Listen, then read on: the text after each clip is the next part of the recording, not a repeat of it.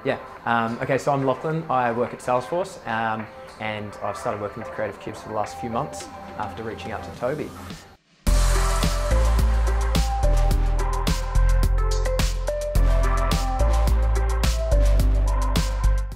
Yeah. How did you guys meet? Oh, there's totally a bromance here. I'm just bummed that he wants to stay at Salesforce.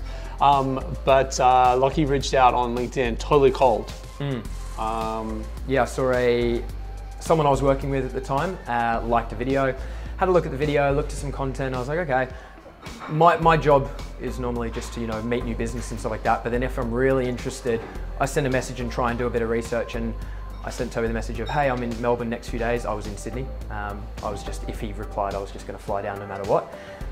It'd be great to catch up. I love what you're doing in terms of your old space and how that's gonna work in the new stuff. Are you free? And this was probably 7 p.m. on a Friday. I was sitting in a camp chair in my place because I was selling all my furniture ready to move. I remember that very clearly. Got the response straight away and yeah, flight booked, ready to go. Conversations happened, So this is the thing, like on LinkedIn specifically, I'll accept people that I I can trust is a quality connection. But the second someone sort of like connects and go, hey, by the way, I'm selling this, or I'm trying to do this, or hey, I want to, work with you on that. It's really off-putting. I think it goes back to one of the vlogs that I said a couple weeks back, which was, they have an agenda reaching out. They don't want to just be connected and sort of like understand your world. They're reaching out because they've got a sales objective to hit something. Yeah. Well, that was the situation with us. I mean, you're a testament to the power of relationships. Yep. I reached out because I was just interested in a new business idea, and after working with you guys, who was it that I reached out into this office? They had the wallet. Yeah, TapSquire. Yeah, TapSquire. So I reached out to them, but it was a point where I knew there wasn't really anything to discuss Salesforce-wise, very early days. I'm just kind of intrigued to meet someone new who brings something new to the industry and wants to chat about it, and to open up the conversation with, hey, this isn't a Salesforce conversation, this is your business really interests me, you and your dad. I want to know a bit more. Are you happy for a chat? And people are receptive to that. And I mean, power of relationships, if things go well anyway, they'll start doing it, but there's a reason behind it. Totally.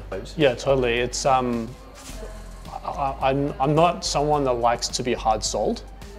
I'm someone that just wants to go do their thing. And if there is an opportunity, I know where to go.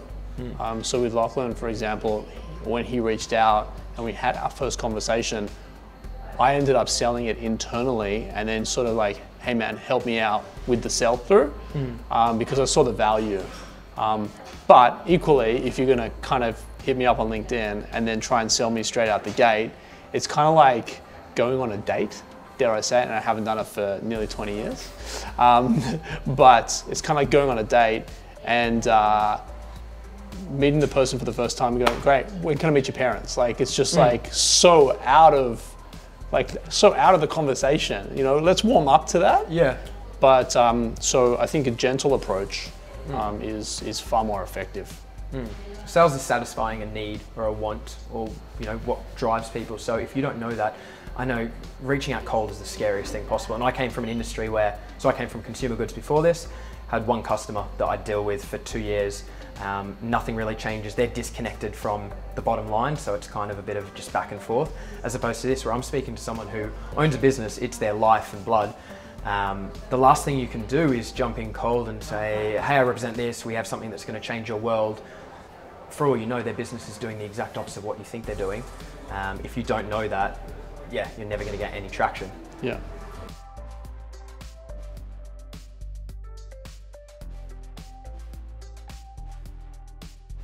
Like a Yeah. bromance. Yeah. Yeah, That's great.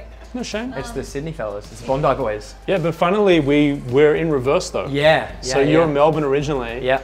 Moved to Bondi. I'm Bondi originally, moved to Melbourne. Yep. And now we're completely on opposite sides What we of need the to do is fence. buy a share house and we'll just swap places every few weeks. That'll work. Yeah. Or when you're ready to give up the full-time job, Matt in the Cubes office, yeah. come join Cubes.